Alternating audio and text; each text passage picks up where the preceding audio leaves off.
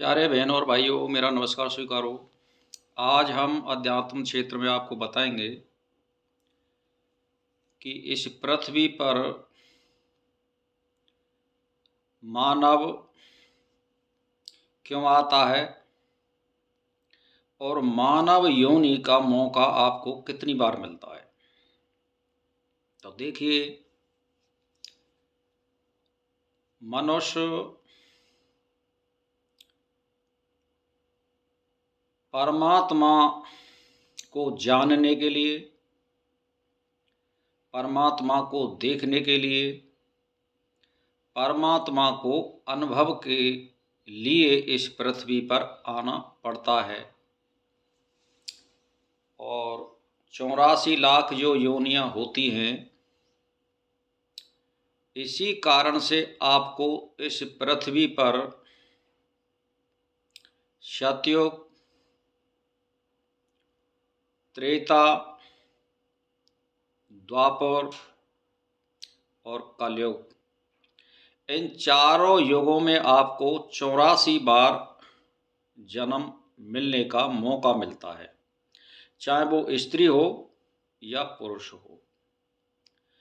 क्योंकि मनुष्य योनि में, मानव योनि में आदमी को और स्त्री को बुद्धि मिलती है और वो बुद्धि के बल से परमात्मा को प्राप्त कर सकता है। अन्य योनियों में ऐसी सुविधा नहीं है, वहाँ केवल पापों का दंड भोगने के लिए अन्य योनियाँ मिलती हैं। तो देखिए, कलयुग में जो जन्म मिल रहा है, यहाँ बहुत शीघ्र परमात्मा की प्राप्ति हो जाती है और सतयुग में बहुत देर से होती है। तो इसीलिए आपको कलयुग में बहुत मौका है अच्छा पाने का, आत्म साक्षात्कार करने का और अनुभव करने का।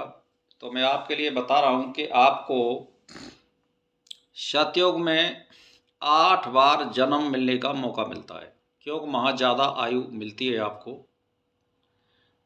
और त्रेता युग में आपको 12 बार मौका मिलेगा आपको। द्वापर में आपको 21 बार मौका मिलेगा और कलयुग में आपको 43 बार मौका मिलेगा जन्म लेने का, मनुष्य लेने का। तो ये सब मिला करके 84 हो जाते हैं।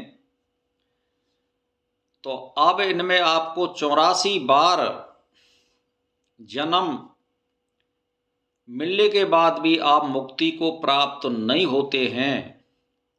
तो एंड में जब प्रलय होती है तो सभी आत्माओं, कारण के कारण, परमात्मा के कारण और प्रकृति के कारण वहाँ एक अंतिम अवस्था होती है। तो वहाँ तो सब परमात्मा में लय हो जाते हैं।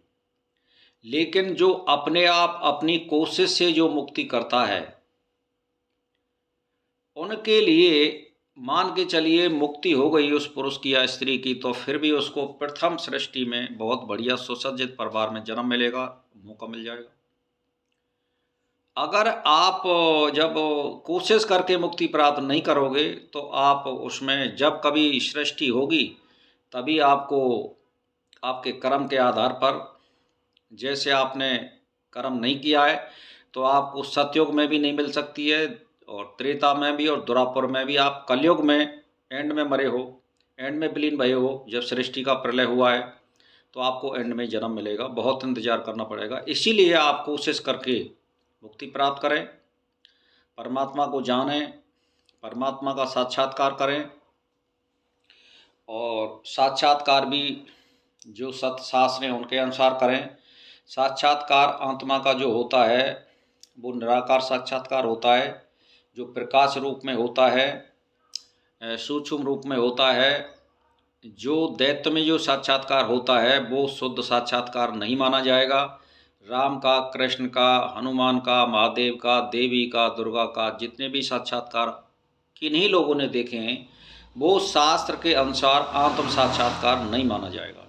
आत्म साक्षात्कार प्रकाश रूप में माना जाएगा। ये सारे वेद और पंतजलि योग दर्शन या अन्य वशिष्ठ वगैरह, महारामायण वगैरह ये भी बता रही हैं। तो मेरा कहने का मतलब ये प्रकाश रूप में आत्मा का साक्षात्कार उत्तम माना जाता है। इसीलिए मौका है आपको कलयुग में परमात्मा को जानने का, ब्रह्म को जानने का, आत्म साक्षात्कार करने का। इसको भुनाइए और परमात्मा को प्राप्त करिए। इसी के साथ मेरा नमस्कार स्वीकार।